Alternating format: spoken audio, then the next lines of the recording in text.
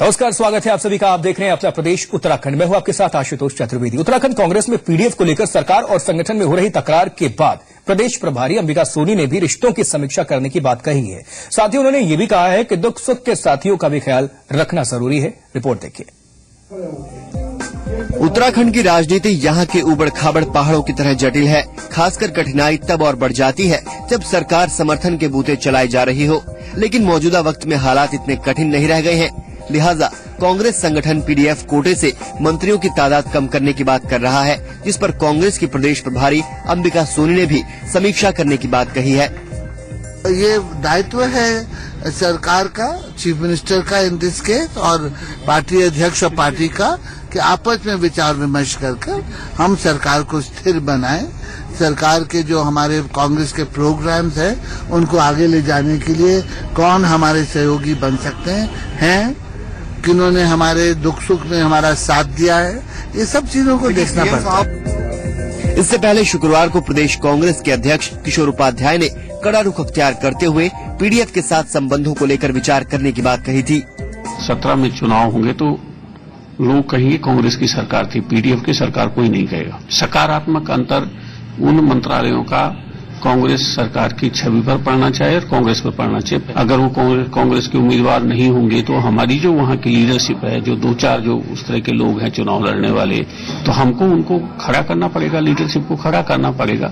तो मेरी चिंता ये है कि इस पर जल्दी से जल्दी जो है वो निर्णय हो जाना चाहिए। उधर पीडीएफ के अध्यक्ष मंत्री प्रसाद नेथानी ने साफ किया है कि उनका समर्थन प्रदेश के विकास के लिए है। उनके मुताबिक सरकार को पीडीएफ का समर्थन जारी रहेगा। पदों के लिए हम लड़ाई नहीं कर रहे हैं, हम तो देश को आगे बढ़ाने के लिए हमारा संकल्प है और देश के विकास को आगे बढ़ाने के लिए संकल्प है, और उस संकल्प को पूरा करने के लिए हमने समर्थन दिया है सरकार। और माननीय मुख्यमंत्री हरीश रावत जी के नेतृत्व में जो निर्णय दिए जा रहे हैं उन निर्णयों पे पीडीएफ का पूरा समर्थन है। प्रदेश विधानसभा में जो मौजूदा तस्वीर है उसके मुताबिक कांग्रेस के पास 35 सीटें हैं, जबकि बीजेपी के 28 विधायक हैं।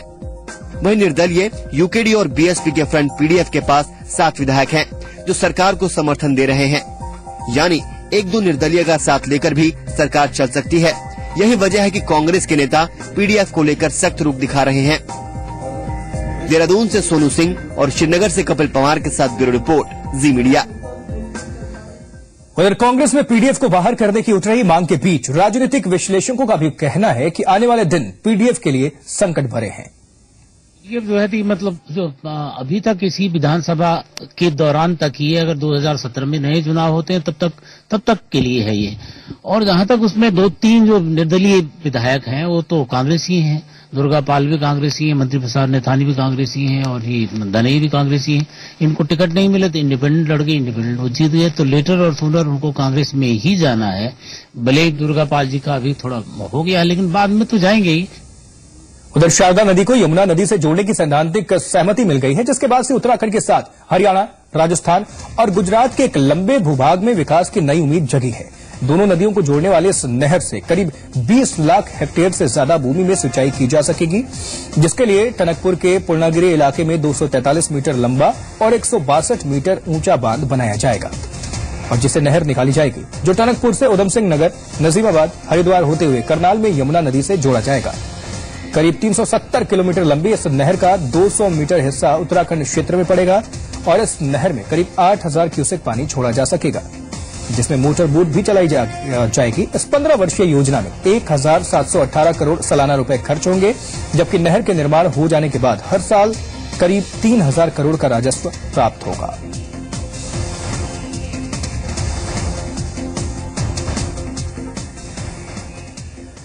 और टिहरी से बीजेपी के सांसद मालाराज लक्ष्मी शाह ने टिहरी झील का नाम श्रीदेव सुमन सागर रखे जाने पर ऐतराज जाहिर किया है। मालाराज लक्ष्मी शाह के मुताबिक टिहरी बांध के कारण हजारों परिवारों को विस्थापित होना पड़ा है।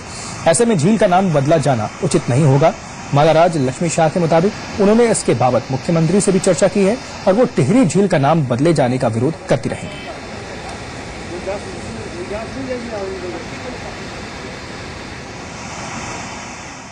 हम हम सब लोगों का एक ही हक है और हमारे लोगों का जो शहर डूबा है और ये नाम टेहरी हमने अपना शहर सैक्रिफाइस किया है पूरा हिंदुस्तान के लिए। इसलिए मेरा ये कहना है सीएम साहब को भी रिक्वेस्ट है और मैं आगे जाकर भी रिक्वेस्ट करूंगी ये झील हमारे टेहरी के नाम से हो ताकि पूरा दुनिया भर को याद रहे। और ऋषिकेश में हाथियों के आतंक के बाद देहरादून ऋषिकेश और नीलकंठ ऋषिकेश मार्ग पर सुरक्षा के मद्देनजर सुबह शाम की आवाजाही पर रोक लगा दी गई है। हालांकि वन्य जीव विशेषज्ञ इसे मानव दखल का नतीजा बता रहे हैं। सर्दियों का मौसम ऋषिकेश और आसपास के इलाकों में हाथियों की दहशत लेकर आता है। इन दिनों जरा सी लापरवाही जानलेवा साबित हो सकती है। लिहाजा प्रशासन ने सुरक्षा के मद्देनजर देहरादून ऋषिकेश और नीलकंठ ऋषिकेश मार्ग पर सुबह और शाम की आवाजाही पर रोक लगा दी है। लोगों को बता रहे कि भाई हाथी का जो है यहाँ पे जो है सर्दियों में ज्यादा मूवमेंट रहता है। इससे जब भी आपको हाथी दिखे तो थोड़ा उसको जो है जाने दे, रोड उसको क्रॉस करने दे और दूर से ही दूर रहें जिससे कोई जो है अनहोनी घटना न हो। दरअसल ऋषिकेश का एक बड़ा इलाका राजाजी नेशनल पार्क से सटा है और अक्सर जंगल से निकलकर हाथी आबादी वाले इलाकों में घुस आते हैं और उत्पात मचाते हैं। 3 दिन पहले हाथी ने एक बच्ची को पटक कर घायल कर दिया था, जिसकी बाद में मौत हो गई। को लोग मुस्तैद है, हमारी पेट्रोलिंग टीम सब जगह पे विभाग की लगी हुई है और उससे एक सुरक्षित दूरी बना के रखें ताकि कोई वारदात में किसी के जान माल के नुकसान ना हो। कि हाथी और हमारे मानव के बीच में संघर्ष का प्रतिशत दिनों दिन बढ़ता जा रहा है। इसके लिए जिम्मेदार हाथी कम और हम ज्यादा हैं। हालांकि वन्य जीव विशेषज्ञों का कहना है कि राजाजी पार्क के जिन इलाकों से हाथी बस्ती की ओर रुख कर रहे हैं वो उनका कॉरिडोर हुआ करता था, जिसमें मानव दखल से खलल पड़ा है। वन्य जीव विशेषज्ञों के मुताबिक वन्य जीवों के हमले से बचने के लिए मानव दखल को कम करना होगा। ऋषिकेश से आशीष डोभाल के साथ ब्यूरो रिपोर्ट, जी मीडिया। उधर केदारनाथ में सेना के मालवाहक जहाज MI-26 की मदद से मशीनें पहुंचा दी गई हैं, जिनमें 3 जेसीबी, एक स्नो ब्लोअर, एक क्रेन, 2 डंपर और पोकलैंड मशीन शामिल हैं। अधिकारियों के मुताबिक इससे केदारनाथ धाम में पुनर्निर्माण का कार्य कराने में सहूलियत होगी।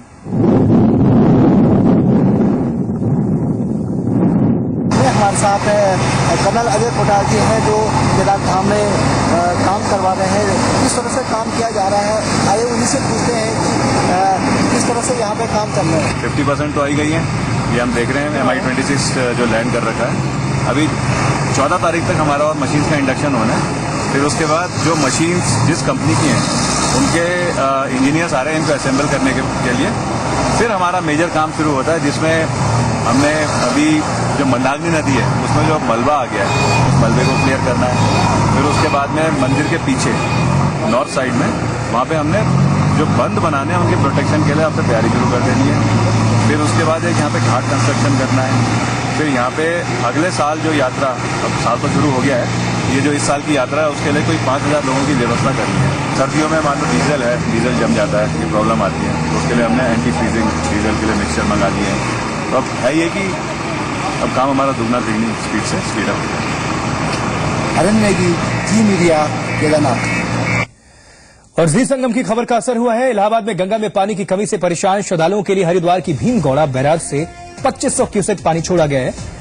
दरअसल इलाहाबाद के संगम पर माघ मेला चल रहा है, जहां श्रद्धालुओं ने स्नान के लिए पर्याप्त जल नहीं मिलने की शिकायत की थी और धरना प्रदर्शन किया था, जिसके बाद यूपी सिंचाई विभाग ने गंगा नहर में पानी की कटौती की है और माघ मेले में स्नान के लिए 2500 क्यूसेक पानी छोड़ा गया है। इस समय हम खड़े हैं संगम तट के किनारे और आपको बताएं कि यहाँ पे आपको दिखा रहे हैं कि जहां 5 दिन पहले यहाँ नाव चला करती थी, अब वो बिल्कुल मैदान की तरह खाली पड़ा हुआ है। दरअसल जो त्रिवेणी का तट है वो सूख चुका है और साधु संत कल्पवासी श्रद्धालु सारे लोग इस चीज को लेकर परेशान हैं। 14 जनवरी को मकर संक्रांति है, 20 को मौनी अमावस्या है, लेकिन यहाँ का नजारा कुछ ऐसा है कि आप देख सकते हैं कि न यहाँ पानी है और न ही यहाँ स्वच्छता और साफ सफाई की व्यवस्था है। यहाँ आए हुए श्रद्धालु जितने परेशान है उससे ज्यादा यहाँ पे साधु और संत परेशान है। ठीक सामने आपको जो दिख रहा है वो संगम का तट है, जहां तक नाव से जाते थे लोग, लेकिन आज देखिए जैसे लग रहा है कि लोग वहां पे क्रिकेट खेल रहे हैं, क्योंकि सब कुछ सूख चुका है। जो पंडा जी लोग बैठे हुए हैं वो इसलिए परेशान है कि उनके पास श्रद्धालु नहीं जा रहे हैं। वहीं दूसरी तरफ हम आपको दिखाएं कि जो ये बैरिकेटिंग की गई है, जो आप बैरिकेटिंग देख रहे हैं, वो इसलिए की गई थी कि जो श्रद्धालु हैं और यहाँ पे स्नान करने के लिए आए हैं वो इसी तरफ स्नान करें, उस तरफ न करें, क्योंकि वो उधर गहराई ज्यादा है और पानी ज्यादा होगा। लेकिन आज देखिए कि कहीं भी पानी नहीं है, 300 मीटर अंदर तक गंगा जी सूख चुकी हैं और अगर त्रिवेणी तट की बात करें तो वो पानी से खाली है। यही साधु और संतों के साथ लोगों की मुश्किल बढ़ा रहा है कि आखिर 14 तारीख को मकर संक्रांति को लोग स्नान कैसे करेंगे। कैमरामैन राजेश चौहान के साथ सर्वेश कुमार, जी मीडिया, संगम। खबरों में बढ़ेंगे आगे। गढ़वाल रेंज के आईजी संजय गुंजाल ने औचक निरीक्षण किया और कंट्रोल रूम में खामियां मिलने पर अधिकारियों को फटकार लगाई। उन्होंने कर्मचारियों को लापरवाही बरतने पर कार्रवाई की भी चेतावनी दी और मॉनिटरिंग के लिए सीसीटीवी कैमरे लगाने के निर्देश दिए।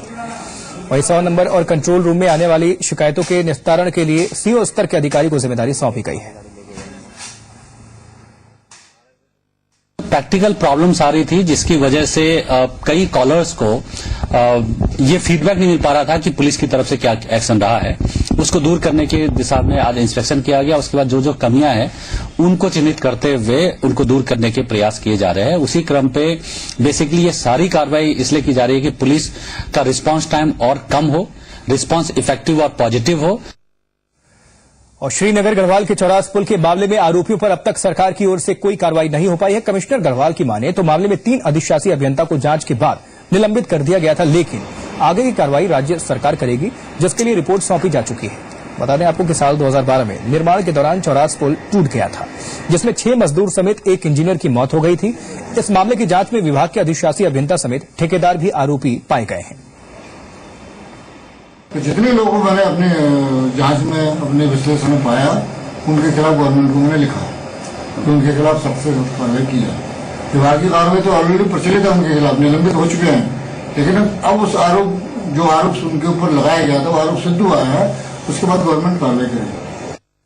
और खटीमा में सुरक्षा व्यवस्था के मद्देनजर सभी अहम जगहों पर पुलिस की ओर से सघन चेकिंग अभियान चलाया गया। पुलिस के मुताबिक अभियान के दौरान कई होटल के पास प्रमाण पत्र नहीं मिले हैं, जिनकी रिपोर्ट उच्च अधिकारियों को दे दी गई है। वहीं होटल्स को निर्देशित किया गया है कि वो मुसाफिरों से पहचान पत्र की कॉपी जरूर लें।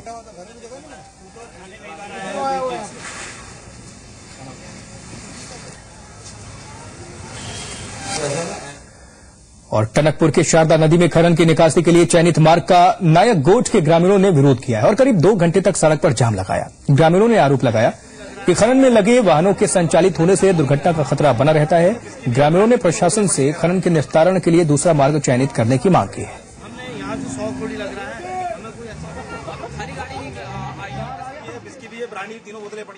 की मांग यही है कि मतलब जो है यहाँ से जितना बन पड़े कि अगर दूसरा रूट इसके बदले कर दिया जाए तो थोड़ा सा यहाँ पर जो बच्चों को स्कूल आने जाने में, जानवरों को घर से निकालने में या आदमियों को आने जाने में जो दिक्कतें हो रही हैं वो दिक्कतें दूर हो जाए। हरिद्वार में योग गुरु रामदेव ने कांग्रेस के विरोध को गलत ठहराया है। उनके मुताबिक खादी सामग्रियों के साथ बिक रहे उनके उत्पाद स्वदेशी को आगे बढ़ा रहे हैं, जिसके लिए कांग्रेस को बधाई देनी चाहिए। महात्मा गांधी जी का स्वदेशी का सपना बाबा पूरा करने में लगा है, इसके लिए तो कांग्रेस के लोगों को हमको बधाई देनी चाहिए। तो वो नहीं देते तो हमारी बधाई है उनको। अच्छा बाबा जी, गांधी जी के काम को आगे बढ़ा रहे हैं। गांधी जी की जो खादी है वो सब्सिडी पर चली गई थी, तो हमने सब्सिडी से बाहर निकाल रहे हैं स्वदेशी को। अरे बाबा और बापू तो एक ही काम में लगे ना कि देश आगे बढ़े, ठीक है, स्वदेशी का काम आगे। अल्मोड़ा का गांधी आश्रम राज्य सरकार की उपेक्षा का शिकार बना हुआ है। आश्रम के संचालकों के मुताबिक उन्हें राज्य सरकार की ओर अब तक अनुदान नहीं मिल पाया है, जिससे उनके उत्पादन पर खासा असर पड़ रहा है और ग्राहकों की डिमांड भी पूरी नहीं कर पा रहे हैं। वो इतना ही नहीं, कर्मचारियों को वेतन देने में भी कई तरह की दिक्कतें पेश आ रही हैं। उन्होंने राज्य सरकार से जल्द अनुदान देने की मांग की है। आज हमें 1.5 करोड़ रुपया क्षेत्रीय गांधी आश्रम चनौदा का अभी हमारा बाकी है, उसका भुगतान अभी तक सरकार उत्तराखंड गवर्नमेंट द्वारा हमें नहीं मिला है, जिससे हमारा उत्पादन का काम प्रभावित है। और जिस हिसाब से हमारी मांग हो रही है माल की बिक्री के लिए, हम न उत्पादन कर पा रहे हैं, न हमारे पास कताई सेंटरों में न ऊन है न रुई है, इसलिए बहुत कार्य प्रभावित है। अगर सरकार को पैसा दे दे तो ये काम आगे बढ़ सकता है। तो गवर्नमेंट को करना चाहिए कि इसकी ओर लोगों को ध्यान दे और हमारा जो उत्पादन हो अच्छी तरह बढ़ सके, उसका पैसा भी जो बनाने वाले हैं उनको भी मिल सके। और ऐसे ही डंप रहने से तो कुछ बनेगा नहीं, इसलिए सरकार को इस पर खासकर सभी लोगों को इस ओर जागृत करना चाहिए। उत्तराखंड बार काउंसिल के चुनाव के नतीजे घोषित हो गए हैं, जिसमें सुरेंद्र मित्तल अध्यक्ष चुने गए हैं, जबकि उपाध्यक्ष पद पर हिमांशु सिन्हा को निर्विरोध चुन लिया गया था। निर्वाचित होने के बाद सुरेंद्र मित्तल ने राज्य सरकार से वित्तीय बजट में अधिवक्ताओं के फंड के लिए धन मुहैया कराने की मांग की है। उनके मुताबिक विजय बहुगुणा के वक्त में धन मुहैया कराने की बात कही गई थी, लेकिन अब तक धन मुहैया नहीं कराया गया है। माननीय मुख्यमंत्री श्री हरीश रावत जी ने हमें आश्वासन दिया है कि मैं इस घोषणा को तुरंत चेक कराता हूँ, निकलवाता हूँ, अपने कागजों में कहीं मिलती है और तुरंत इसका इस वित्तीय बजट में प्रावधान किया जाएगा। और ये हमारे लिए मुख्य है कि हम इस वित्तीय बजट में कैसे भी हो इसे संभव शासन से प्रयास करके और इसे कार्य कराएं। और गढ़वाल के 5 जिलों में 4 दिनों से चली आ रही टैक्सी यूनियंस की हड़ताल खत्म हो गई है। मुख्यमंत्री हरीश रावत ने टैक्सी यूनियन के नेताओं को वार्ता के लिए 12 जनवरी को बुलाया है, जिसके बाद टैक्सी यूनियनों ने अपनी हड़ताल खत्म की है। दरअसल टैक्सी यूनियन नई नीति का विरोध कर रहे थे और अपनी मांगों के समर्थन में उन्होंने 4 दिनों से हड़ताल कर रहे थे वो, जिसके चलते लोगों को आवाजाही में खासी दिक्कतें आ रही थी। टैक्सी यूनियन की हड़ताल से लोगों को अब राहत मिली है। निश्चित तौर से उनकी मांग के बारे में 12 तारीख को माननीय मुख्यमंत्री के साथ वार्ता होने जा रही है और जो मामले कैबिनेट स्तर के होंगे 12 तारीख की कैबिनेट में उन मामलों को माननीय मुख्यमंत्री के स्तर से रखा जाएगा और उन मामलों का समाधान होगा। हड़ताल समाप्त कर दी है, बाकी एक डेलीगेट हमारा आज ही तैयार होगा और हम शासन में जाएंगे। 12 तारीख को माननीय मुख्यमंत्री जी से मिलकर ये जो हमारी 3 प्रमुख मांगे हैं उनको हम शासन से मंजूर करवाएंगे। और अब खबर एक नजर पिथौरागढ़ के NH9 पर हुए सड़क हादसे के चलते सड़कों पर लंबा जाम लग गया, जिसके चलते लोग कई घंटों तक फंसे रहे। ऐसे में पुलिस को जाम खुलवाने में कड़ी मशक्कत करनी पड़ी।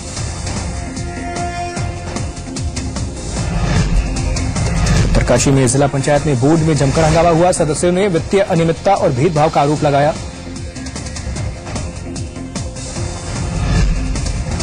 उत्तरकाशी के तिलोत और जोशियाड़ा में मीट की 4 दुकानों को सीज कर दिया गया है। इन दुकानों पर भागीरथी नदी में गंदगी फेंकने का आरोप है।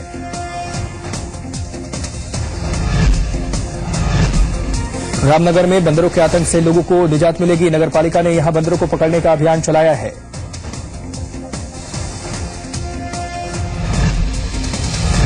बद्रीनाथ धाम शीतकाल के लिए बंद है, लिहाजा भगवान के दर्शन जोशीमठ और पांडुकेश्वर में किए जा रहे हैं।